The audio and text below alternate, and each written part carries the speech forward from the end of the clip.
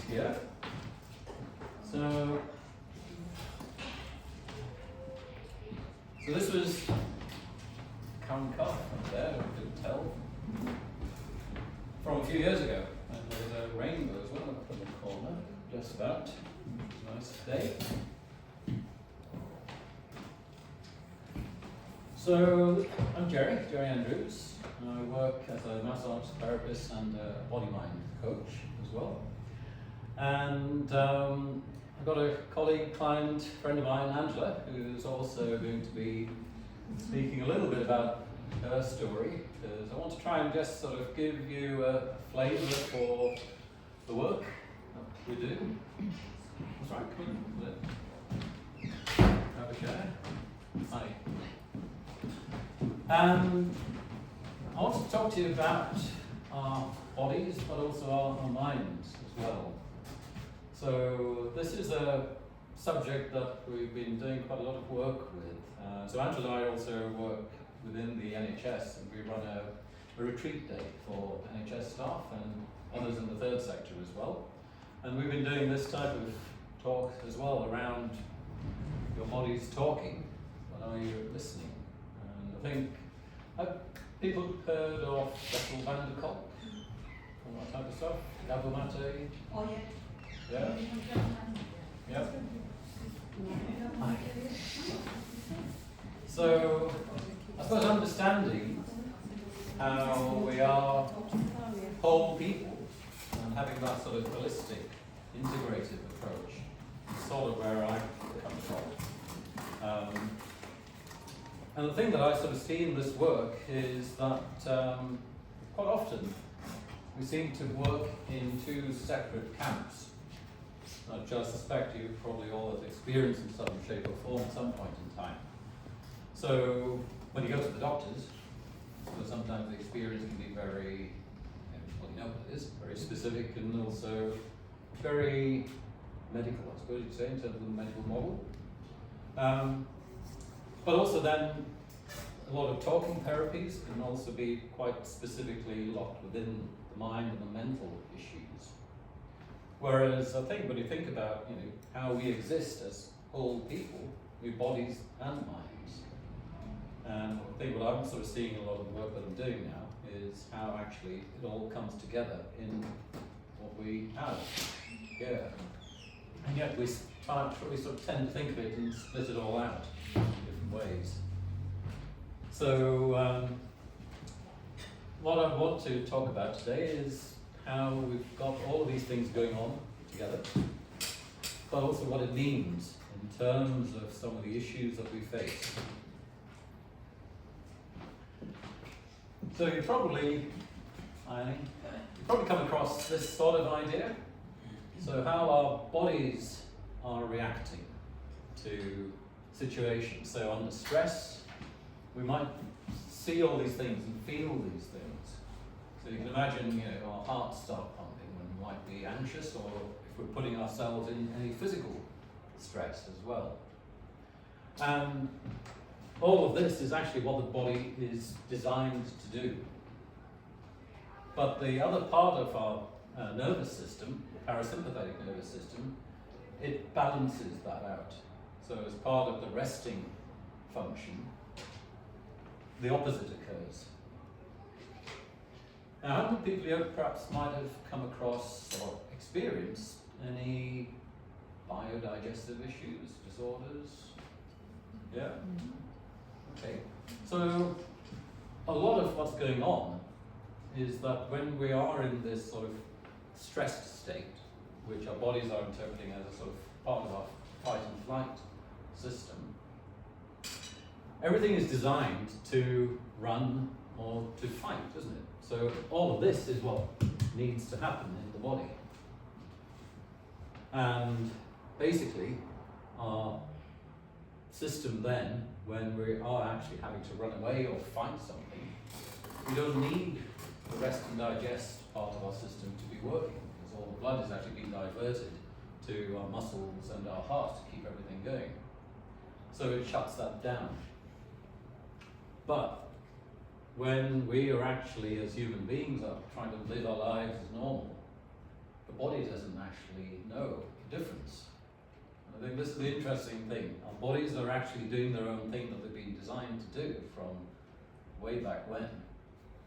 While today, we are also just living as we are, but we can certainly be living in a state of anxiousness, a state of stress, but our bodies are reacting as if it's a very real physical thing. So our gut system can shut down even while we aren't necessarily doing anything too stressful if we are experiencing some of that. Sorry.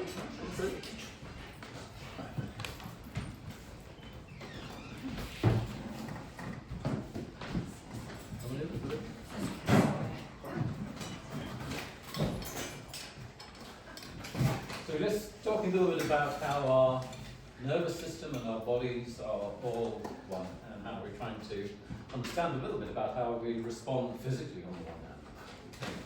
So this is what our biology and the biological systems are actually doing as we're sitting here for a start. So for me, sometimes if you're standing up in front of a big room full of people, your heart starts to go and all of these sorts of things. But it's interesting as well, isn't it, how our language is often expressed in this way. So how many times, if you've actually been feeling nervous, have you actually had to run to the loo? Anybody experience that? Yeah? So in a sense, we talk about being scared for one another. We literally are. So our body's are actually evacuating the stuff that it doesn't need, because it's actually in this sort of state of, stress and fight and flight. But you can imagine if we're living in that heightened state constantly, for whatever reason. It might just be that, perhaps, PTSD in a war zone, obviously you can be feeling the effects. But if you've also grown up in a home setting where who knew what was going to be coming next at you, you're living in a war zone and that experience too. Your body's reacting in the same way, regardless. So all of this is actually what's happening in our systems at the same time. And in a sense, we are no different. So we respond quite often in this sort of defensive, aggressive way. And as you can see, I don't know, has anybody got any dogs? Cats? Probably you can relate to this. Well, maybe cats are a bit different. So we take it out here. But this is what, as an animal, it's responding in a very physical way. As are we. Now, perhaps we don't always feel as if this relates to any of us, but you can imagine, if somebody really gets you back up, you're snarly inside, and sometimes physically too. And we talk about somebody getting your back up, and your hackles are raised. Exactly what's going on. And when you talk about other things as well, you talk about how uptight you might feel. And we literally are. So all of this, I think it's really interesting to think about the language that we use, how it relates so much to actually the physicality of us. So as I say, a lot of this, we were designed perhaps to act in this way, as a defensive mechanism, when we had to fight, saber-toothed tiger maybe, if you believe the old films. But the same scenario might be that when we're facing it. I don't know how many of you have been in any interviews recently, or been in front of a panel, or behind the panel even. We would know what that feels like. Or it's that as well, which I guess we all have experienced in some way. Or that. I think we're all familiar with those situations too. But our bodies don't know the difference between any of that and the saber-toothed tiger. And it is responding in the same way. And our bodies also don't really understand time. So something like this might have happened years ago, but your body responds as if it's only just happening now when memory triggers that thought. So, case in point, which was a very physical thing for me, was a few years ago. My wife and I were sort of sitting around the dinner table on Sunday, and we'd had an argument, as you do, I suppose, over God knows what, can't even remember. But I was sort of doing some work around this, and I was sort of almost observing what was going on from the outside, as it were, and I could feel my neck twitch a little. So I thought, that feels quite interesting, what's going on there? And by the Wednesday, I couldn't drive the car because I couldn't pull the handbrake up because all this left side had got so tight. So literally I got wound up. She wound me up. She was the one with pain in the neck, I guess she was But we use this language, don't we? And yet it has an actual literal response. We feel these feelings. I suppose, yeah, maybe they're called feelings for a very good reason. We feel them in the body. So all these things, I think, live in us. And yet we don't always seem to appreciate that. And this is what I see a lot of the time when I work with clients or talking to people. We have all of this stuff going on, don't we, in terms of the stress that we carry, the anger, the anxiety, the shame, the guilt, the grief, the pain, all of that. And it comes out in all these different ways. I see a lot of people that come in as a massage therapist initially. People are presenting with a lot of physical issues, chronic pain. And yet, a lot of that actually has its source in this, really. And yet, the medical world looks for a physical explanation, as do we. And yes, sometimes there is. But how many times, have I sort of heard people say, I went to bed and I woke up and I've got a bad neck or a bad back. I think, hang on, what are you doing in bed? That's crazy, that. Probably nothing. But if you go to bed feeling uptight, what do you expect? This is sort of what's going on. But it's all of these things here, these unhealthy accumulation of negative emotions which live in the body, and we carry all of that around with us. So there's a lot of these sorts of things going on all at the same time.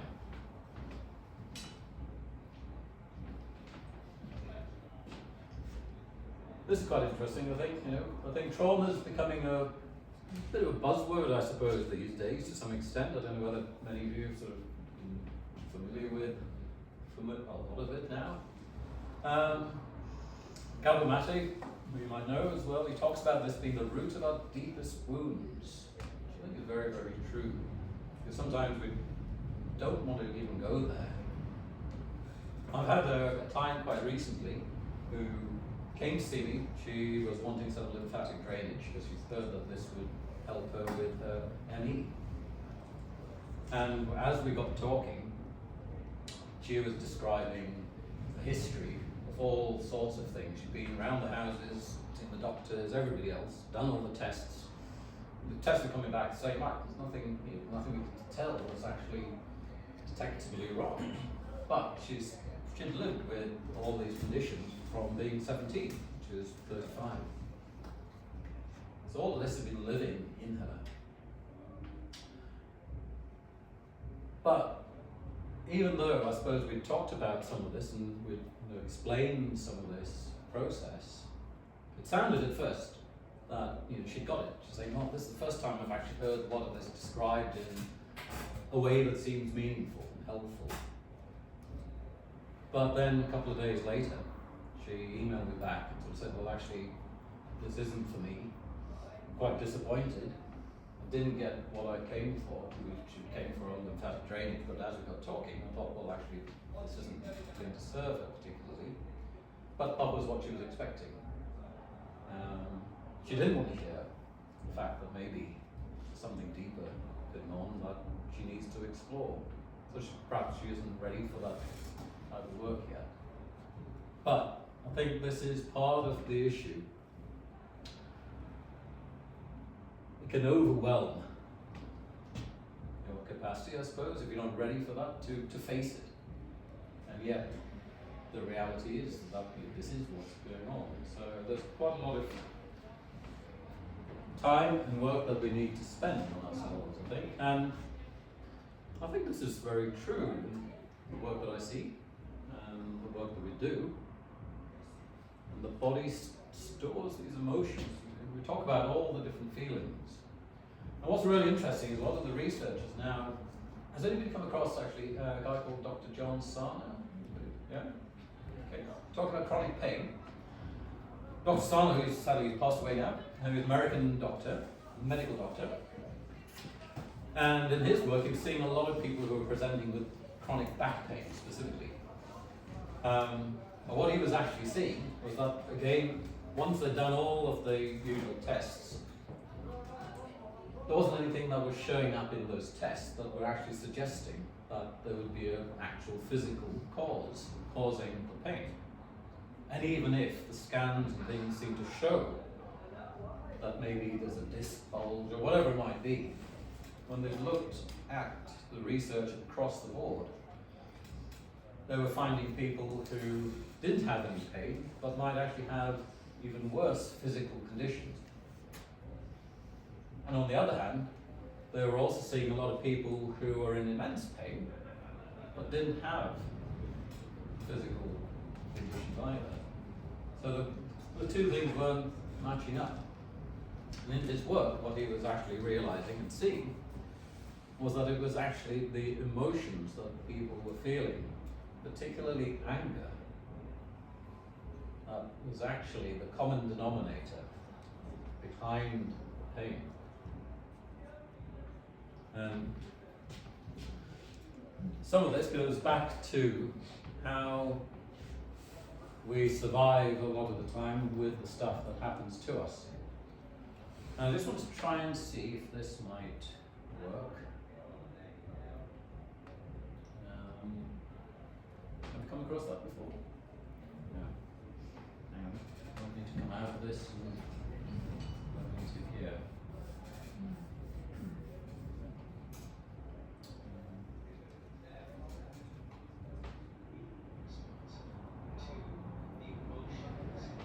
Yeah, that's all very faint.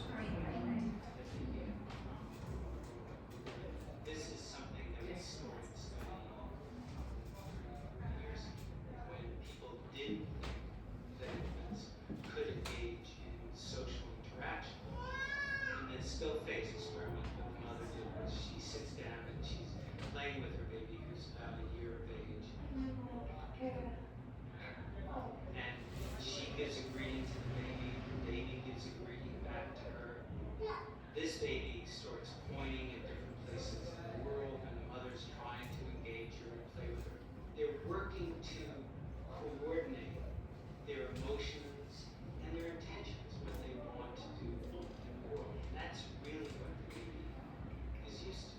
And then we ask the mother to not respond to the baby.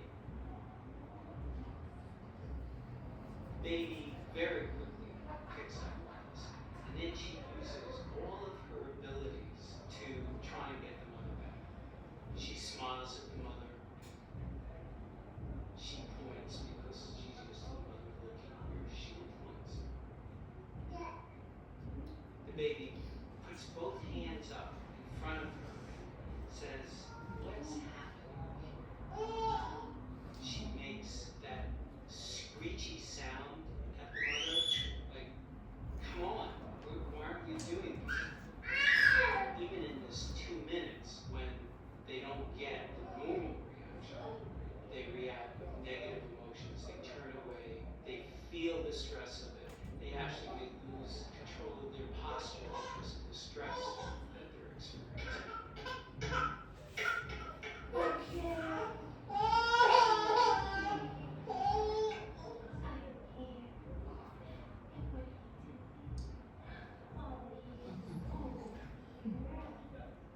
It's a little like the good, the bad, and the ugly. good is that normal stuff that goes on, that we all do with our kids. The bad is when something bad happens, but the infant can overcome it. After all, when you stop the still face, the mother and the baby start to play again. The ugly is when you don't give the child any chance to get back to the good. There's no reparation, and they're stuck in that really ugly situation.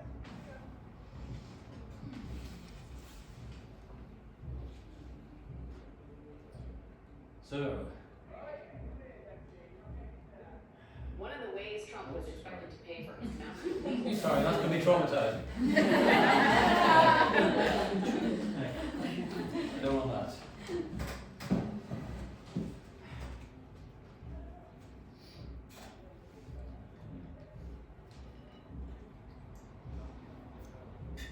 So that's powerful, isn't it? Really, when you think about it. Let's come back to that. What did you make of that? And I know the sound wasn't brilliant, right?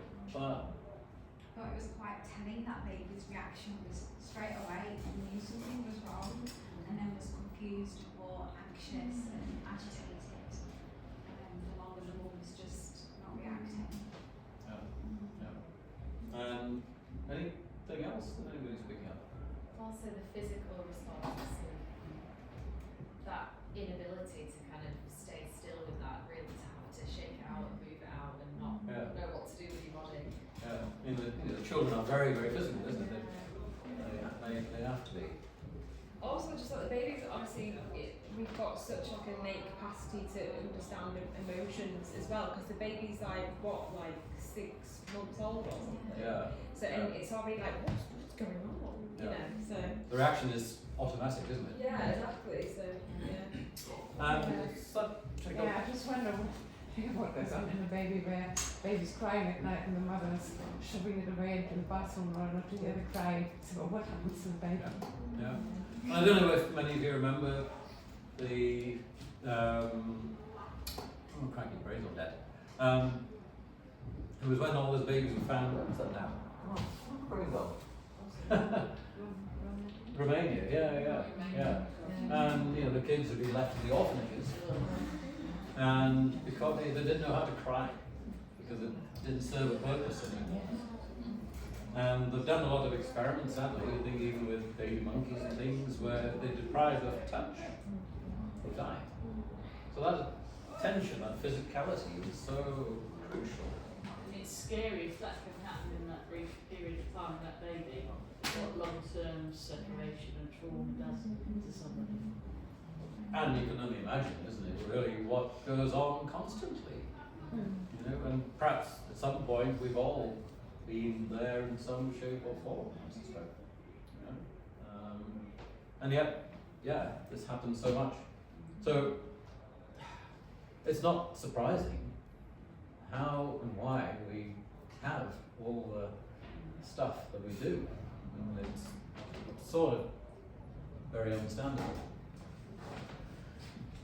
And as I was saying, I think it can be very, very hard to face up to our history, I suppose, our experiences as well. But that's often where the work is. But and as I say, this was the situation I had with this client of mine, a potential client of mine, and she wasn't ready to go there. But when we do, that's when the real work actually happens, and that significant change really does make a huge difference. So just very quickly, all these adverse childhood experiences, these ACEs, do sit behind a lot of things, This is where a lot of the research has actually been establishing these 10 basic sort of causes. And sometimes sadly there's a lot of that going on. And this is what we've been finding, I guess, that 3 or more of those things in any one person can create physical symptoms. And it's scary to think, you know, but understandable.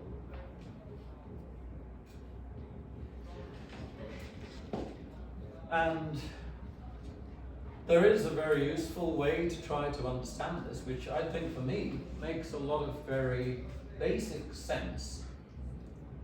And it's sort of just quite simple in a sense. If you think about how our nervous systems are designed to protect us, and quite often when basically the sort of high energy is up here, so we are going to be reacting to anxiety, panic, all of these sorts of things, this idea of feeling unsafe. And it's that heightened level of emotion.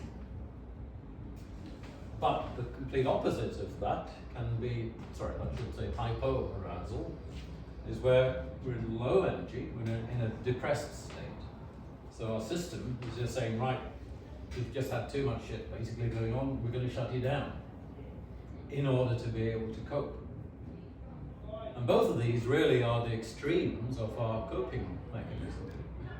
And you might relate to some of these things at some point.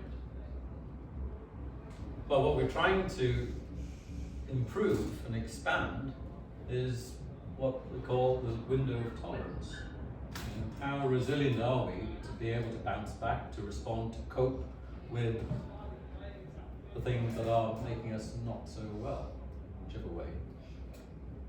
And there's a process that we can go through to help us develop our window of tolerance.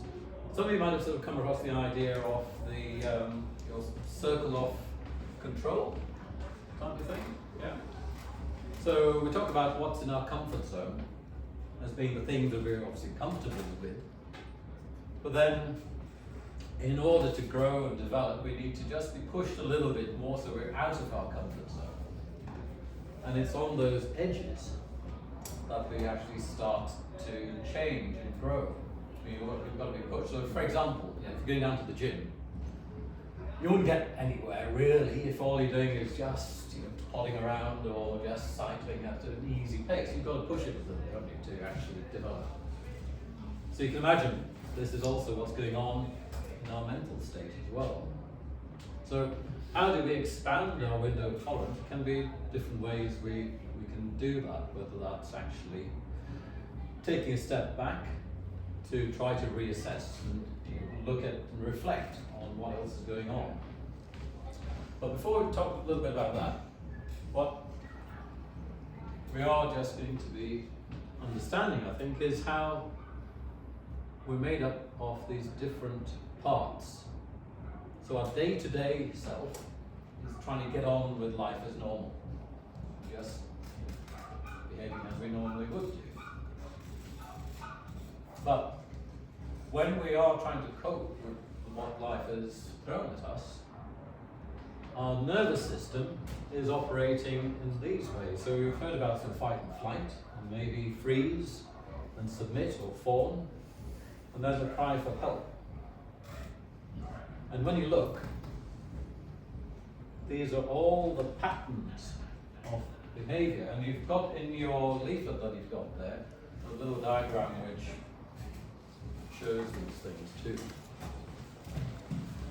And each of these types of behaviors are quite specific to the patterns of behavior that our nervous system responds to. And these can sound as if this isn't really how we want to be. We wouldn't normally want to be very wary of things or terrified or having an eating disorder or anything like that. But this is our body's way, our system's way of coping. So our parts are actually a protective mechanism from which we might be living in the world. It might not always be a very effective one if we get stuck in those, but these are actually there as a means to hopefully keep us alive, basic survival. And this is what's going on here. So, Yeah. do you think that when you get a response like that, do you think that's unconscious, and then an eating disorder is possibly more conscious, more of a choice of the individual in response? I think it's part of the subconscious, the nervous system response to things, because an eating disorder, by its sort of definition in the medical sense, is a disorder Yeah. of eating, isn't it? So it's not something that you would necessarily consciously choose, No. but it might be the way in which you are using food to control whatever might be going on around you, because you aren't in control of other aspects of your life, for one thing. But your body is not always working in the normal way. Yeah. So this is what's going on. And also sometimes the eating disorders, going back to what I was saying about the inactive gut, Yeah. is how the system shuts off when it is in fight and flight. But when you're habitually in that fight and flight mode, it doesn't shut off. And yet you're living life in that way. So when your digestive system isn't working because of that process, inevitably you are going to probably end up with IBS and all these sorts of things. Yeah. And yet, we try to treat the symptom, treat IBS or Yeah. do whatever, don't we? But that's the medical understanding that that's a problem. We've got to find a solution to that problem. But the real problem is actually, how do you feel? And you don't get asked that question. No. And what about, sorry, just before I Okay. forget. So if there's a family and, so you say that because of some things that have happened, some people go on to develop chronic illnesses.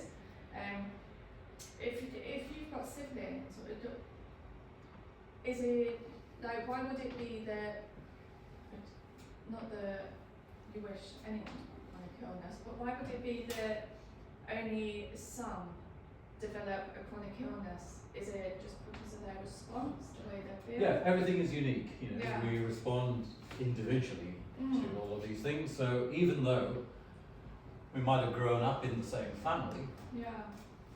each of us deal with that in our own particular way. So context is so important. Yeah.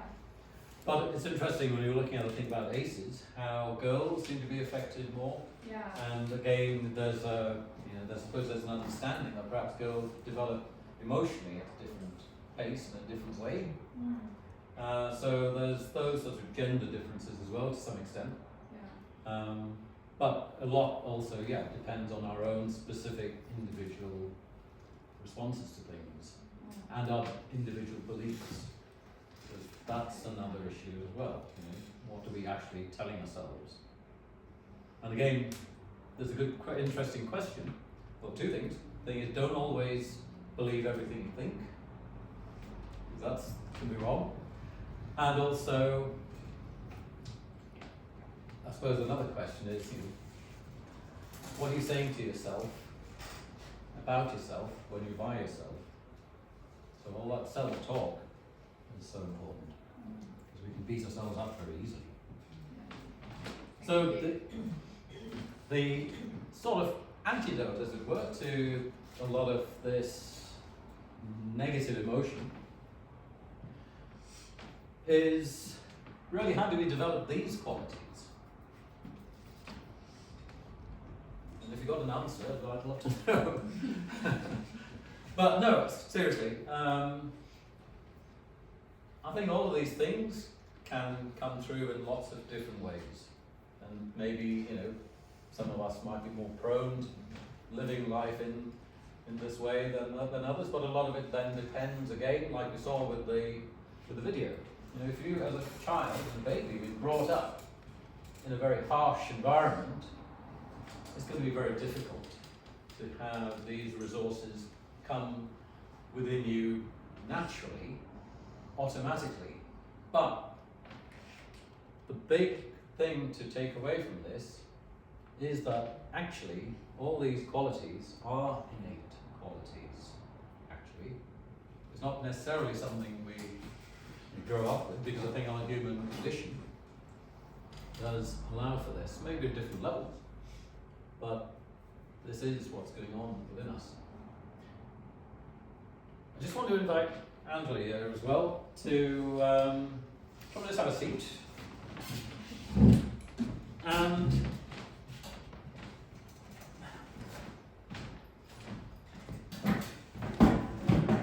I just want to ask Angela a couple of questions, really, which might help illustrate, I suppose, the sort of work we've been doing. So, just to sort of also, tell us a little bit about what we've been up to in the context of, some of this.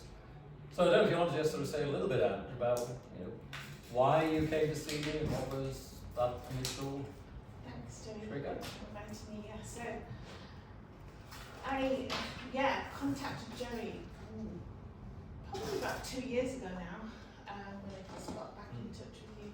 But I was in quite a difficult state at that time. About a week later, the first appointment, I went off long-term sick with my mental health. I was just felt completely overwhelmed, completely living in my head, completely. Everything was too much. Couldn't cope with even simple things that were going on. But I've got, my history. I've got 5 ACEs. I've had on and off episodes of anxiety, depression, PTSD symptoms, and I'd had numerous different talk therapies. I think 3 times up till then, different types of talk therapy, CBT, counselling. And anyway, I realised that I'd got myself into a state that I needed to reach out for more help again. So I did sign up for some more talk therapy, which felt the right thing to do as well. But I'd met Jerry about 3 years, 4 years maybe previous to this at a workshop similar to this kind of thing, where you go have a sample massage. And it was actually pre-COVID, but I've experienced something that felt really different with a massage session from Jerry. Just that idea of feeling held, realising, wow, this is what it feels like to be held. Like, almost like completely every hair on my body stood on end at that point, and I got a gut feeling that at some point I needed to work with Jerry, and Jerry gave me his card and says, if you want to do some work with me, here's a card. And it didn't feel right at that time, and I was too scared, too nervous. It's, it's going to be hard work, kind of like when things make you feel so emotional and have such a response in your body. So but it had got to the state where I kind of thought, I wonder if what touch, what massage, what, being curious about the idea of what massage or touch might help me, thinking it might just help me relax my body and, ease the tension. So that was basically and I plucked up the courage to contact Jerry and ask him for help. Not sure what I was embarking on really at all, and terrified. But we've been working together for some time since then, off and on. We've had breaks in working together. But it's been kind of quite a huge journey. I felt really quite disconnected from my body and was curious about how am I relating to my body in terms of my mental health. Set off on this journey to learn an awful lot about myself in that period. So do you want to say a little bit, I suppose, about what we started off doing and maybe what we're doing now? Yeah. So looking back now, I can see the journey emerging a bit more. And initially, it was all about me feeling safe. Even just walking in the clinic room, kind of being able to just feel safe, feel contained, and feel held. And that we talked quite a bit about coming home to myself as an expression, as in coming home to my body, beginning to reconnect with what was going on in my body in a much had stomach issues and GERD, which is gastroesophageal reflux. So my body was stressed, and I knew that, but it was like I didn't want to go there and couldn't connect to it. So we did a lot of just kind of gentle coaching, kind of Jerry basically allowed me to feel safe enough to be held. Because when I begun to feel safe enough to be held, I realised I could begin to reconnect with myself, relax, and then begin to notice what's happening in my body. So these specific types of massage and specialist body work that I did with Jerry helped kind of direct me to where I needed to be aware of in my body, and noticing the reactions and the tension in different places in my body. And eventually, as I was becoming a bit more comfortable with feeling that, then some of the emotional stuff I was able to like let go of and release. And it's not always comfortable. oh gosh, no. It's quite the opposite, because one of the things that struck me is how much pain I was in. You know, once I started to reconnect with my body, it's that how much tension I had in certain parts of my body, and subtly noticing the things that were making them worse. So between sessions, there was a bit of processing going on about noticing what's happening in my body, being more aware of it, and beginning to use some practices like mindfulness, and the qualities, you know, and what kind of beginning to cultivate some self-compassion for myself, which it's not easy. We can all talk about being kind and being self-compassionate to ourselves, but the reality of it is the hardest person in the world to be kind and compassionate to you is yourself. And yeah, it's still a journey learning some of those qualities and building up on those qualities. But I began to get more comfortable with staying with my body, and recognise where I was in that window of tolerance. So I began to kind of attune to, my window of tolerance is this big at the moment, or or this small, or depending on what's going on in life at that point, and also whether I'm walking the edges, so the edges of different states of my nervous system. I could begin to recognise more, and at those times begin to, okay, you can stay with this instead of letting it overwhelm me, because I know that, I can bring in some of the tools and things that can help me. So there was a real thing about actually feeling resourced, expanding that window of tolerance, of the kind of tools and ways that I can help recognise some of my nervous system responses in my body, and how my body responds, which is very different to we're all individual. But I think the other thing as well about that, it's then thinking about, talk about those 8 types of qualities, the more positive feelings we want to feel. It's actually then almost choosing to look forwards at where we want to be. Because I think sometimes, I don't know what people's experiences of therapy have actually been, and I know it's a very big simplification, but it can sometimes feel as if therapy keeps us digging into the problem more and more. So we get really great at analysing ourselves and explaining all that shit basically.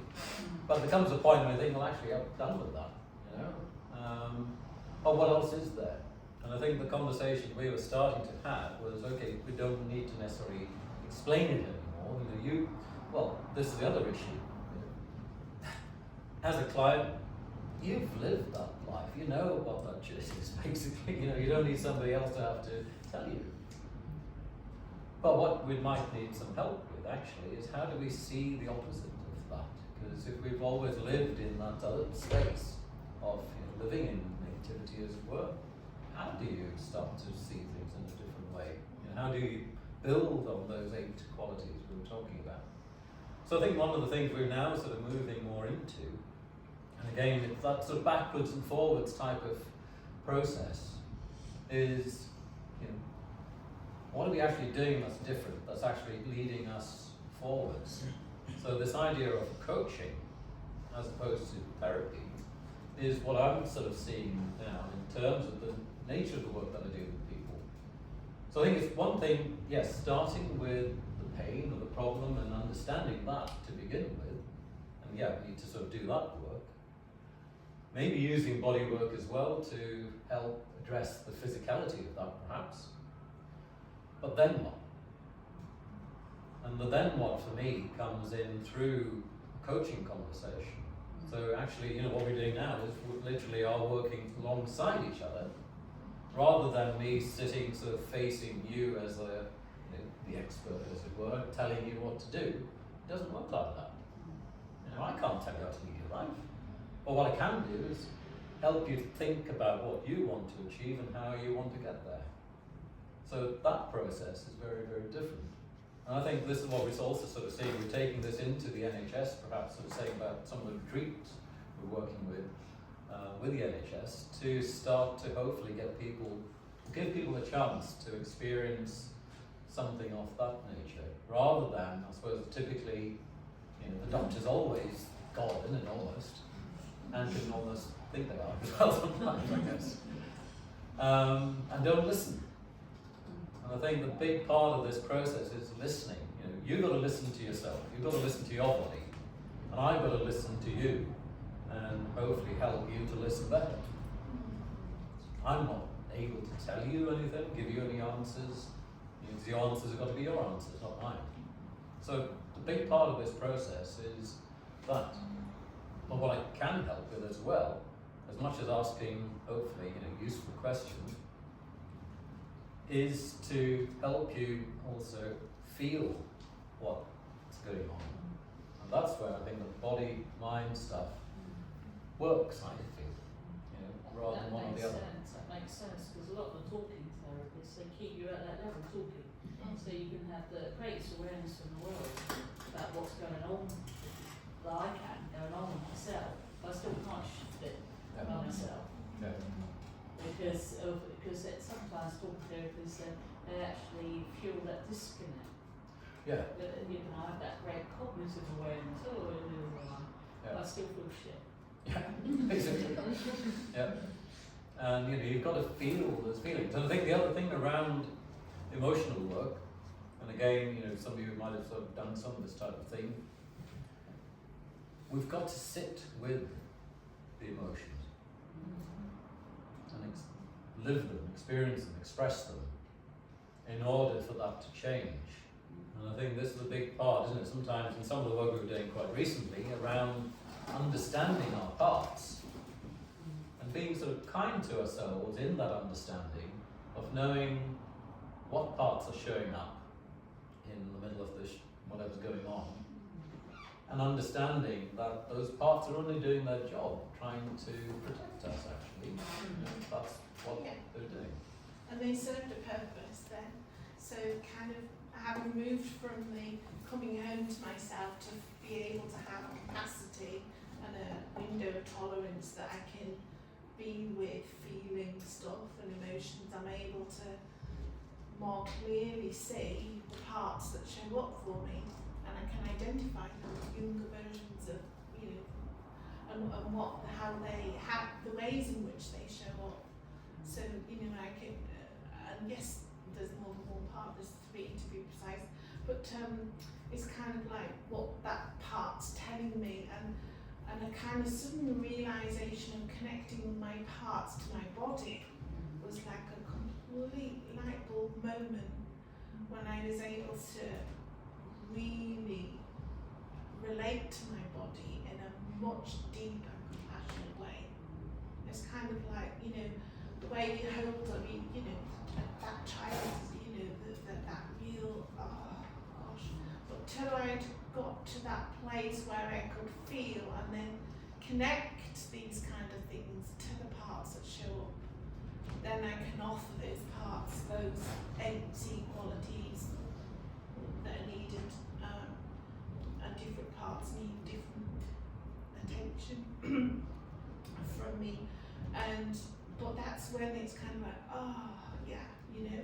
and yes, those parts kind of show up still every now and then in different situations, can recognise them, but I can notice and be with them in relation to my body. How does that feel? Where does that, what do I notice in my body? And rather than it almost that challenge of getting out of my head, because when I first started I was just so in my own way.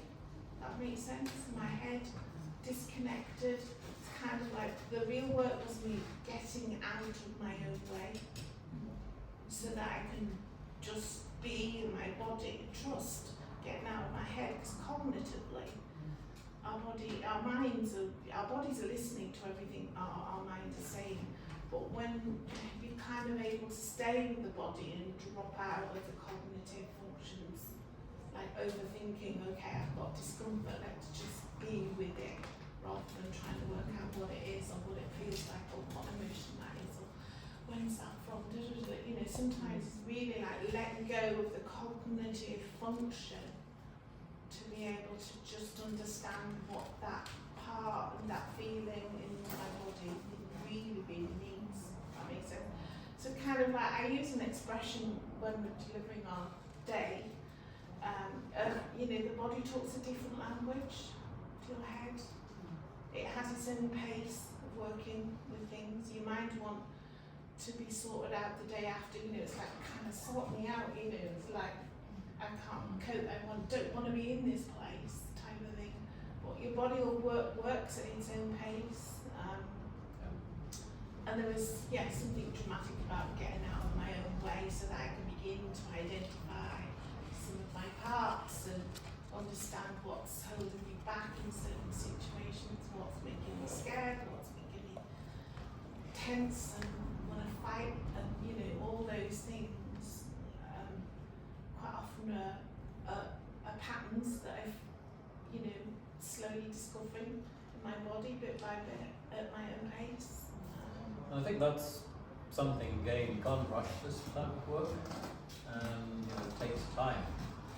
And the work that I do with people as part of a sort of a coaching program, body mind coaching program, I guess, is that actually, you know, it's not a quick fix, and it's not a sort of an automatic reactive thing that if you press here, you're going to solve that problem necessarily.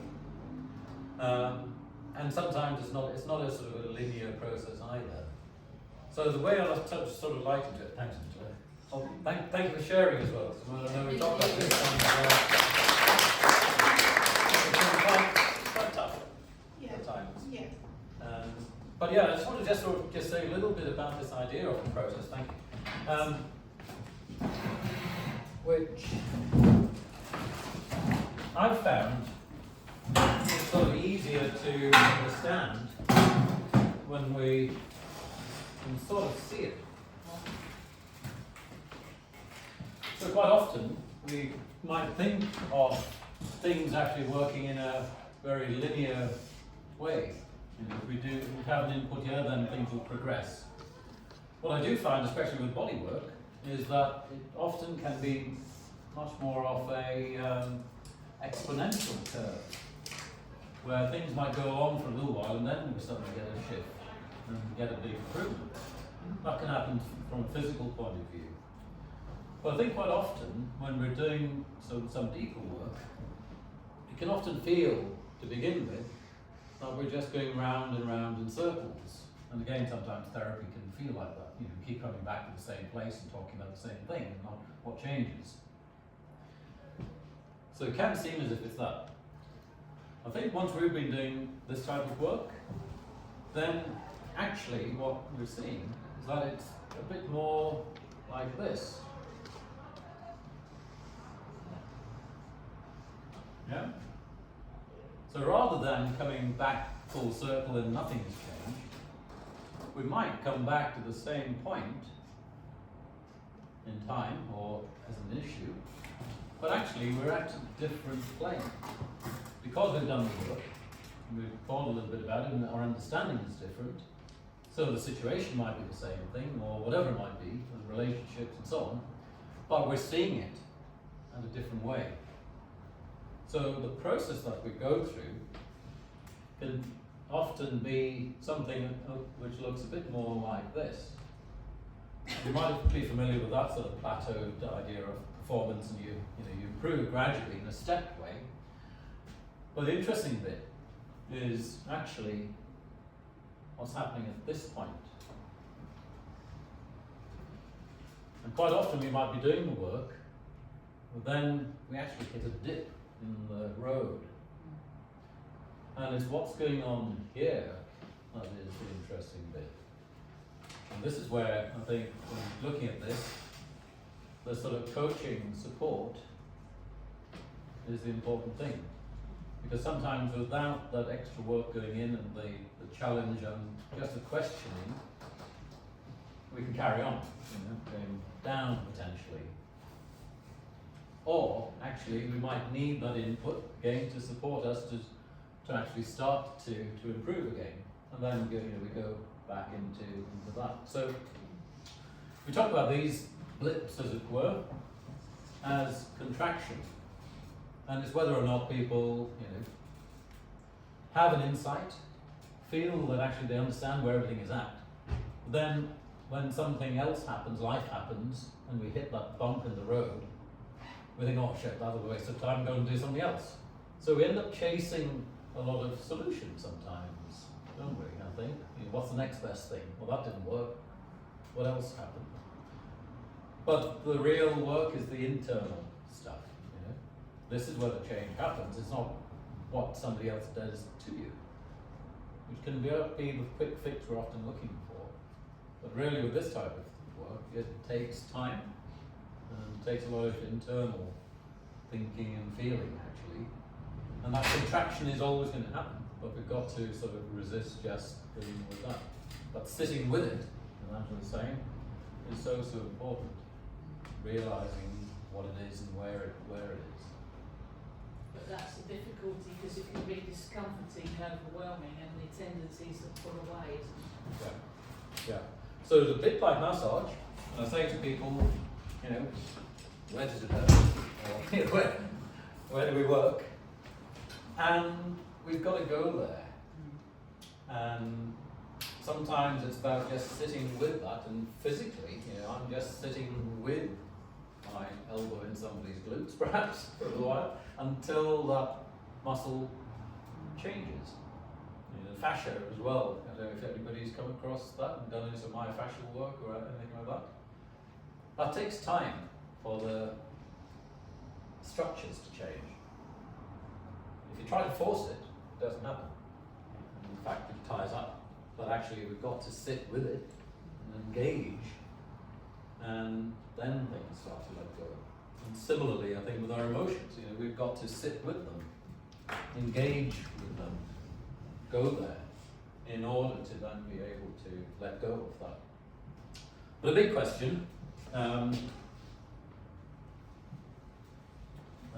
so this is often how I work with people, and I think in the leaflet as well, you've got something there which is a little bit off an offer today. If you do want to come and have a chat, there's a free 90-minute session if you want to get in touch with me. Happy to have any further conversations. But the thing that I think is the most important thing, is to feel into this work. And it's not going to be comfortable. It is going to be tough. But if we really want some serious sort of change and transformation in the way that we live our lives, and for those changes to actually be where we want to be, we've got to sort of go there a little bit. But the key thing is, you're not just doing this on your own. I think this is the difference. And I think, working with a few people in the room today, I think this reflects the nature of the work, which is different for each person. Yeah. I'd just add, the idea that it's a journey, not necessarily, destination. It's more about the whole learning process. What's very key to this is that being in a position where you can be with what's now, because every session's different that I'm going to have, like what's there now, what's showing up in that moment, but also that what parts are playing, where that might be from the past, but equally having ability to have enough resources, capacity that's been built by having a view of the future. You know, that future version of me, that being able to access that innate essence of who I am that was there all the time, buried underneath all the parts and the experiences that had happened to me in my life. So being able to access that helps then expand my resources and capacity to be able to almost imagine that future version of me. You know, if that part's not holding me back, who and what could I really be? You know, and feeling into that. So there's, you know, in terms of, it's not just all about the stuff that happened to me, it's being able to be with the parts and the stuff that shows up in my life now, relating to that in a different way, but also that, oh well, you know, who am I becoming type of thing, of my best next version of myself. And that vision, I guess, is the key thing here. What vision of ourselves do we want? But I keep going back as a martial arts therapist naturally to touch, because I think, you know, the work that we see out there sometimes separates the two things out. And for me, it's simple, really. You know, it's not rocket science. I don't know what rocket scientists say. I say not massage therapy. But you know, a lot of it, when you think about it, being our nervous system is just doing its job. It's just doing what it does. Our bodies feel that. But yeah, you know, when we are literally feeling into this stuff, we've got to feel it. And this is what we see in the body.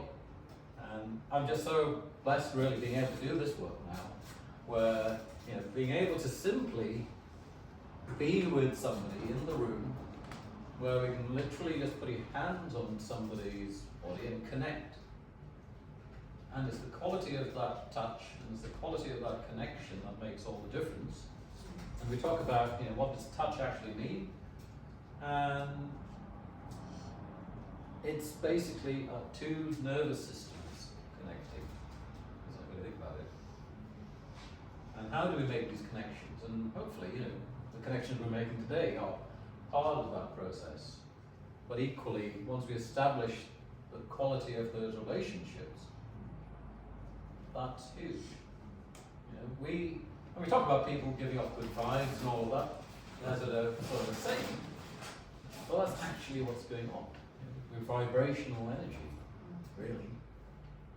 And that's what we are doing. You know, we are affecting each other in this room even now. So, yeah, that's. Oh, actually. Can I just ask, in the 3-month program, how often do you meet the client and how long are the sessions? Every couple of weeks. Every couple of weeks, and how long are the sessions? 90 minutes. They will all 90 minutes. Yep.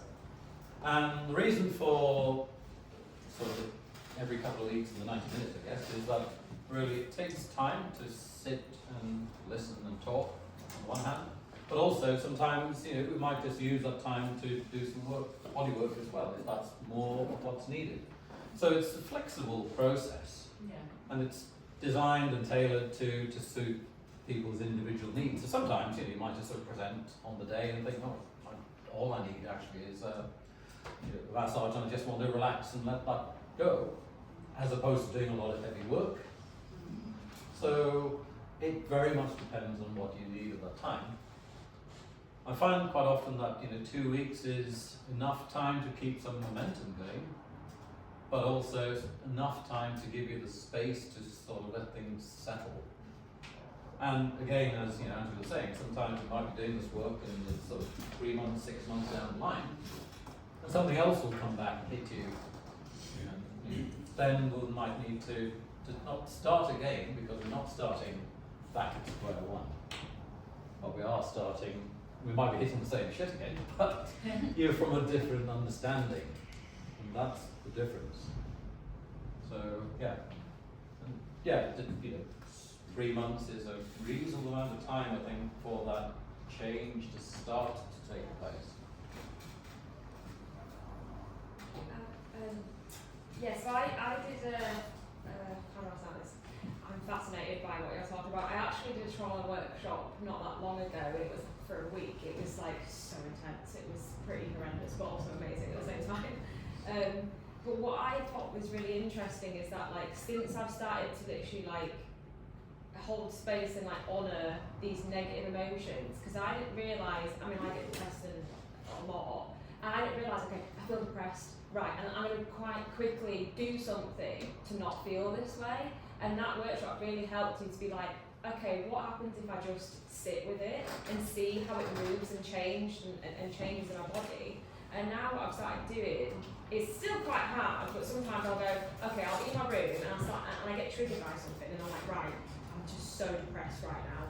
I'm gonna go like read a book or something, or like, I don't know, might meditate or something. But now I just like sit there and just feel it, and do you know what? It does just pass. It does pass, and that means that like it's not the constant cycle. And I've noticed since the workshop, I've actually stopped ruminating. So I get really depressed, really upset about something, and I'm like, do you know what? That is fucking shit, and I'll just feel it, sit with it.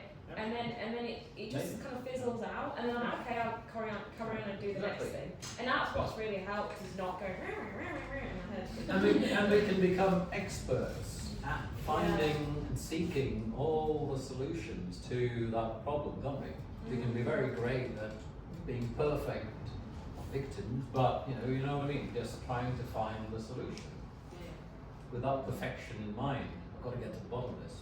If you let it go, it goes. I mean, it might sound simplistic, but I think, like I say, a lot of this stuff isn't rocket science, really. It is that. But maybe the next thing we need to look at is, okay, well, what does letting go mean?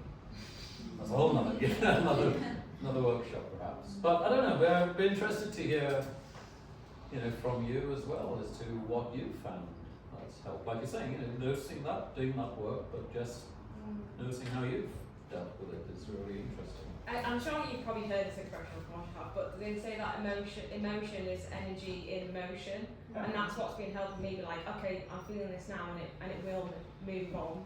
Exactly. Exactly. It shifts, it moves. Yeah. And again, they're sort of old Confucius saying, or whatever it is, isn't it, that everything changes, everything passes, or whatever it is that we're feeling now will change too. And I found that depending on where I am in my window of tolerance, if I'm hyper or hypo-aroused, then my body might need different things. So sometimes it's about soothing, and there are loads of tools and techniques out there to help soothe the nervous system. Some of you may have heard polyvagal toning and things like that. Or havening. For helping anxiety and helping process emotions from the body. So kind of along the way, along the journey, like Jerry shared a video or a link or something, I've been able to go away and practice some of these skills and work out what soothes me. Sometimes that can be movement, it's something as simple as swaying or shaking, or but actually it helps soothe the body and regulate, gets me back in my window of tolerance again. Thank you, Angela.